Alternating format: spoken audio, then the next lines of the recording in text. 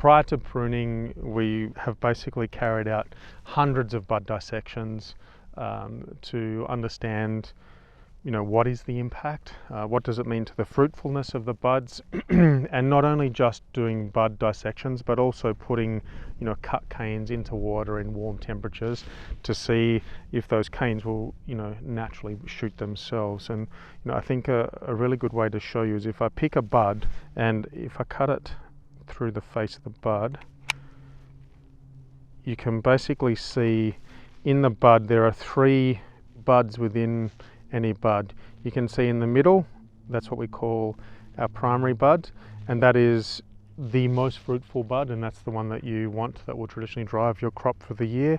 And then there are 2 other buds on either side. If the primary bud fails, you hope that your secondary bud pushes. It won't be as fruitful as your primary, but it's still a fruiting bud. And then you have a tertiary bud, which is this tiny one that you can see near my thumb. And that is usually a green shoot bud, so it doesn't bear any fruit. In all 3 cases of these buds, you can see 1 bud, 2 bud, and 3 buds. They're all brown.